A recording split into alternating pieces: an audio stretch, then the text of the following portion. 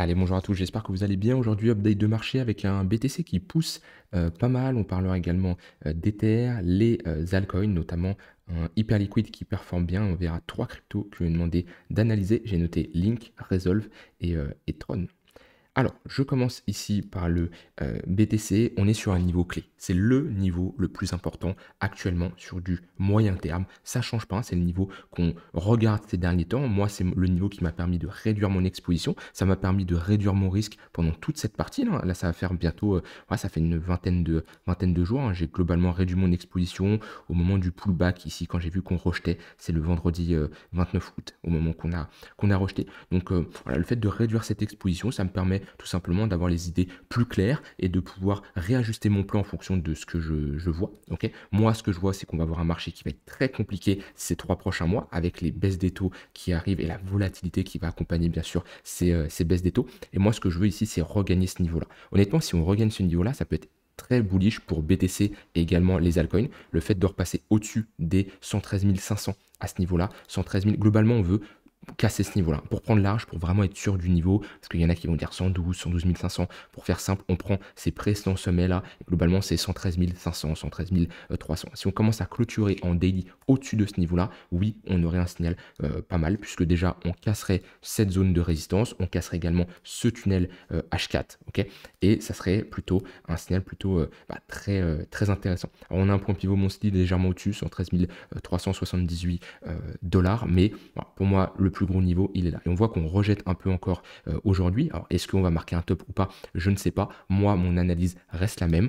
On est ici dans une dynamique baissière sur du moyen terme, depuis qu'on a cassé ce niveau-là, depuis qu'il y a eu cette rupture un peu psycho des 112 500, on a cassé ce creux-là qui nous avait marqué un bottom. Le fait de repasser en dessous, pour moi, je ne suis pas fan, et mon invalidation de cette tendance baissière s'invalide à partir du moment où on repasse dans une tendance haussière. Pour repasser dans une tendance haussière, il faut casser ce niveau-là et repartir dans une dynamique où on ferait des creux des sommets de plus en plus haut. Parce qu'actuellement, on fait des creux des sommets de plus en plus bas. Là, si on fait ça, on valide l'inversion de cette dynamique. Pourquoi? Parce que comment on caractérise une dynamique baissière? Une dynamique baissière, c'est tout simplement des creux et des sommets de plus en plus bas.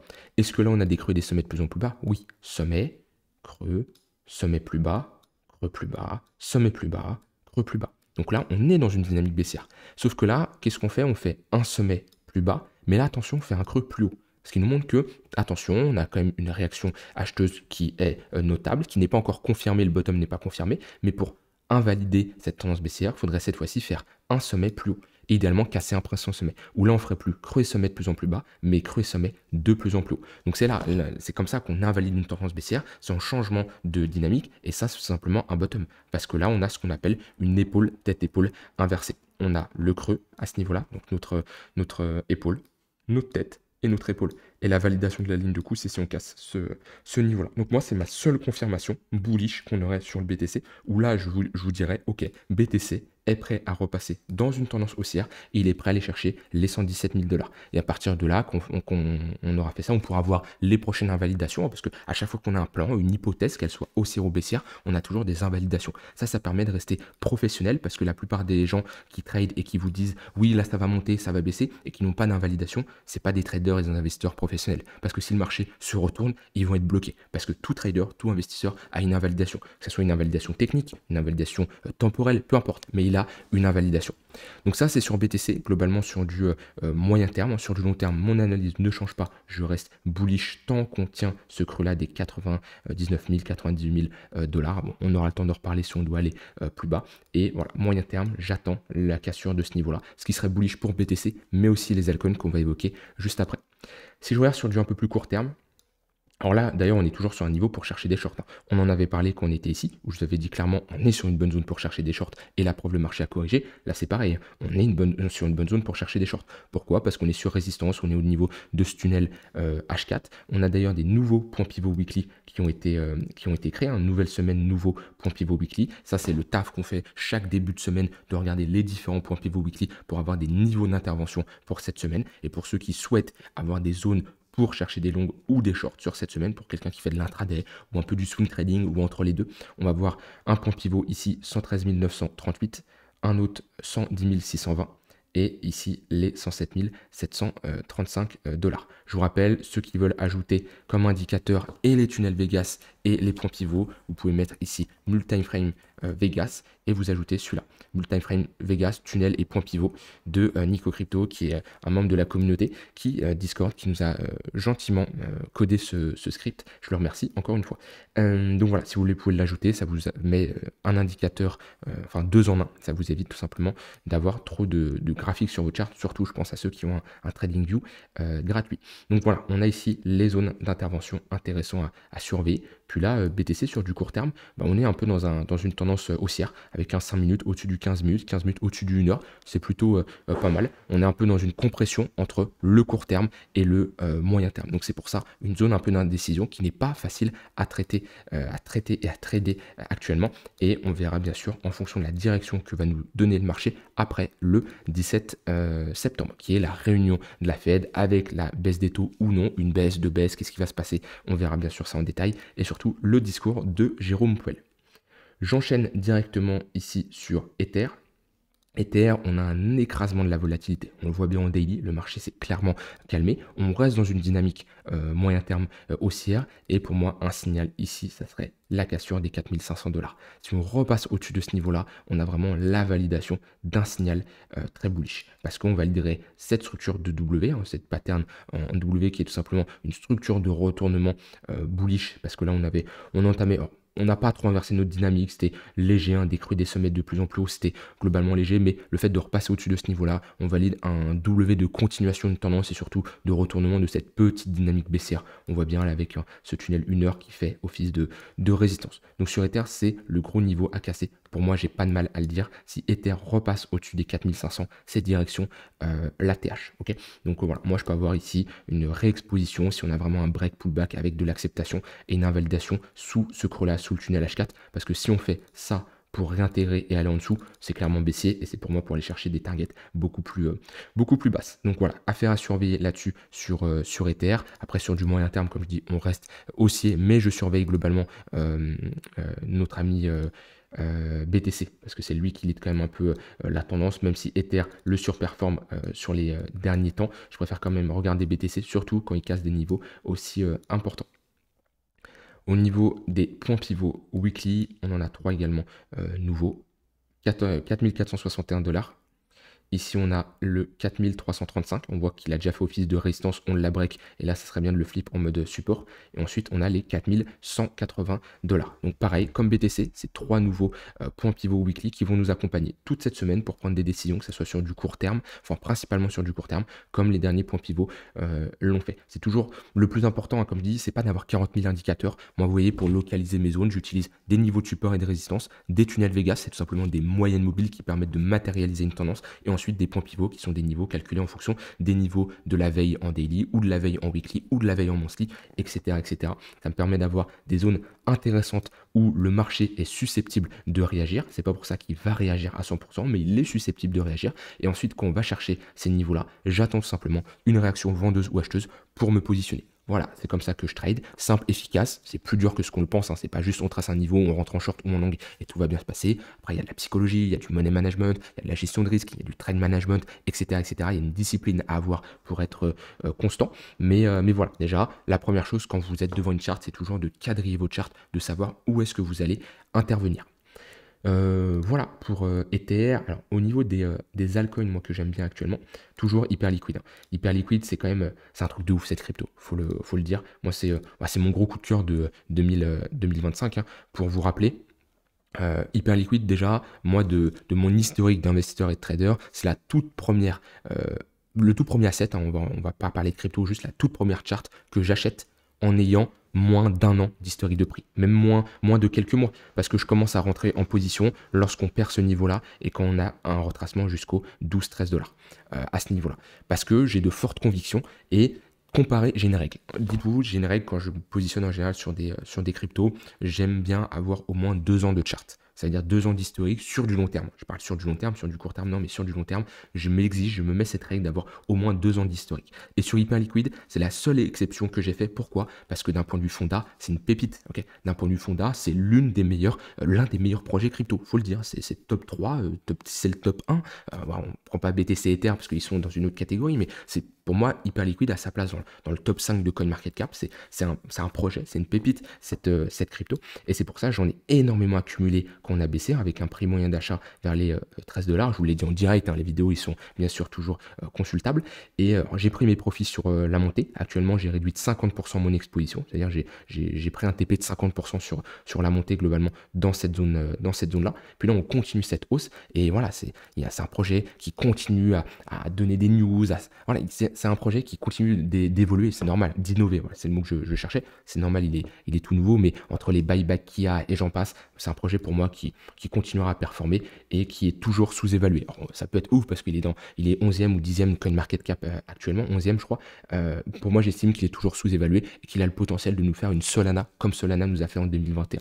Alors, on va pas faire un x50 à partir de maintenant, mais pour moi, il a le potentiel d'aller au moins aller chercher entre 100 et 50 $. Alors, j'ai vendu avant. Vous voyez, il y en a qui vont me dire, attends Nico, je comprends pas. Tu nous parles de 150 $, pourquoi tu vends avant? Parce que moi, après je sais plus combien j'avais fait. Voilà, après un x3, ouais, j'avais fait un x3, j'estime que c'est intéressant de commencer à se payer, d'accord? Et j'ai réduit de 50%. C'est pas pour ça que je vends tout, c'est pas pour ça que je ne vais pas vendre non plus. Parce qu'à partir de x3, moi, je sécurise une partie. Et x3 en seulement 2-3 mois, c'est une très bonne performance. Et c'est pas toutes les cryptos, tous les assets même qui peuvent vous permettre de faire cette performance. Maintenant, sur Hyperliquid, la charte reste haussière. On voit bien qu'on fait toujours des creux et des sommets de plus en plus haut. Même si on a un peu moins de momentum, on le voit bien, les sommets restent timides et on réintègre rapidement. Moi, j'aimerais bien passer et m'installer au-dessus des 50 $. C'est un chiffre rond psychologique, ok? C'est un niveau clé. Et là, on le voit bien au niveau de cette prise de liquidité, réintégration. On est revenu chercher l'extrémité basse, le niveau des 43 $. Là, on est globalement dans une sorte de compression, ok? Et si on commence à avoir une résolution de cette compression par le haut, on aurait de grandes chances d'aller ici break cet ATH, de poursuivre et d'aller chercher les prochaines targets. On peut mettre des chiffres ronds psychologiques, 60 $, 70 $. Ici, c'est les prochaines targets. Donc voilà, globalement, phase de compression, on attend la résolution, mais pour moi, on a plus de chances d'avoir une résolution par le haut. Pourquoi? Parce que une compression précédée par une dynamique haussière, plus de chances de casser par le haut. Donc voilà, moi, c'est ma plus grosse découverte des cryptos de 2025, même l'une de mes plus grosses performances sur une altcoin qui est quand même top market cap. Alors, quand je dis mes plus grosses performances, je ne prends pas BTC, je ne prends pas Ether, je parle juste sur 2025. Non, il y a Ether qui m'a fait une meilleure performance. Je suis un peu menteur là-dessus. Non, j'ai fait une meilleure performance sur Ether, il me semble, sur certaines positions, quoique à vérifier. Mais en tout cas, d'un point de vue top market cap, j'exclus les altcoins à faible market cap qui peuvent faire des plus gros multiples. Hyperliquid, ça reste l'une de mes plus grosses performances sur mon portefeuille global. Pourquoi? Parce que je me suis fortement exposé aussi. C'est assez rare que j'ai une aussi forte exposition sur une altcoin, mais au vu de la conviction que j'avais, eh ben ça a payé. D'accord? Parce que votre performance, vous pouvez la faire de deux manières. Soit vous engendrez une petite exposition, par exemple 2-3% sur une altcoin qui va faire un x30, x40, et là vous allez faire un gros multiple, ok? Soit au contraire, vous faites un peu comme j'ai fait sur Hyperliquid, vous engagez une plus grosse partie de votre exposition, pas 2-3%, mais 15, 20, 25%, et vous faites déjà un x3. Et au final, la performance va être globalement similaire. Je ne suis pas rentré dans les détails, mais voilà, soit vous avez une faible exposition, vous faites un gros multiple, soit vous avez une plus forte exposition, vous faites un plus faible multiple. Au final, le résultat est le même. Voilà, en tout cas sur Hyperliquid, on continuera de la trader dans son sens de la tendance. Au niveau des cryptos que je vais demander d'analyser. Alors, j'ai ici Chainlink. Chainlink qui reste globalement forte. En général, on a une forte corrélation entre Chainlink et Ether, donc c'est normal qu'on a un Ether qui surperforme, Chainlink suit. Maintenant, on est quand même sur des niveaux de résistance. C'est-à-dire que là, si on me demanderait, oui, est-ce que tu te positionnes là sur Chainlink sur du long terme? Non. Parce que si je mets un retracement, je prends l'ATH, je prends le point le plus bas, on est sur les 0,382, même proche des 0,5. Non, on a trop retracé, on n'est pas dans une zone intéressante. Quand on était revenu chercher cette zone-là, j'étais le premier à vous dire, les 10 $, c'est une bonne zone. Pourquoi? Parce qu'on est au niveau de ce précédent sommet, de cette précédente zone d'accumulation. Maintenant, là, actuellement, non, selon moi, on n'est pas dans la meilleure zone et je préférerais attendre un pullback. Peut-être revenir à la ligne de coup, par exemple, les 17 $, ça peut être ici une bonne zone, mais actuellement, on est sur des niveaux de prise de profit. Moi, j'ai un un gros TP long terme sur Chainlink au niveau des 0,618. Pourquoi? Parce que 0,618 de Fibo, on est sur un niveau de résistance qui est important à noter ici. Et pour moi, c'est la dernière grosse résistance avant la TH. Si on break ce niveau-là, pour moi, on n'aura pas de mal ici d'aller faire un nouvel ATH. Donc plutôt ici, dans une zone de prise de profit, j'attendrai d'avoir des retracements plus bas pour pouvoir me positionner. Et si on va plus haut, bah, on continue de prendre ses profits sur la montée. Pour moi, le taf sur Chainlink a dû être fait avant qu'on était dans cette phase d'accumulation ou qu'on avait des retracements ici et ici. Ensuite, vous m'avez demandé une analyse de Resolve. Oula, je vais pas avoir assez d'historique là-dessus. Ah, c'est compliqué. Je peux quand même faire une analyse, mais c'est ce que je vous disais. Moi, j'attends d'avoir 2 ans d'historique. Je connais pas le projet. Donc, soit vous connaissez le projet et vous dites, waouh, c'est un projet de ouf, qui a un potentiel de ouf. Et du coup, vous dites, ok, je rentre en position, pas parce que la technique est intéressante, mais parce que le projet est bon. Mais du coup, vous devez avoir quand même une invalidation automatiquement. Peut-être ça va pas être une invalidation technique ou ça peut être, c'est possible. Ça dépend de vous et de vos convictions sur le projet. Mais là, sur du moyen terme plutôt, on aura un petit signal si on commence à valider cette pattern de retournement. Je vais plutôt regarder en daily, mais globalement, on est dans un range ici. On est clairement on est bloqué entre deux bornes. Moi, je vois ici un range. Dans un range, il y a 2 manières de se positionner. Soit on cherche des longues sur l'extrémité basse, ok, avec une invalidation sous le range, et on cherche à targeter le milieu de range, qui est à peu près les 17 centimes de dollars ici, et le haut de range. Soit on attend un break de l'extrémité haute, un pullback, pour chercher à se positionner. C'est les deux seules méthodes pour moi de se positionner sur ce genre de chart. Soit l'extrémité basse, on cherche des longues avec une invalidation sous le range, soit on attend un break et on a une invalidation au moment de la réintégration. C'est-à-dire que si on réintègre, le but c'est tout simplement de se barrer, sinon on serait sur une déviation réintégration et on aurait de grandes chances de retourner chercher l'extrémité opposée. Mais voilà, pas assez d'historique là-dessus, c'est toujours compliqué de se positionner. Dernière crypto, Tron, TRX plutôt, tac, on va prendre crypto. TRX qui fait toujours un peu son bull market de son coin depuis un long moment, qui est une très bonne performance sur 2023, 2024, 2025. On est presque sur un x10, ouais, on doit être sur un x8 à peu près.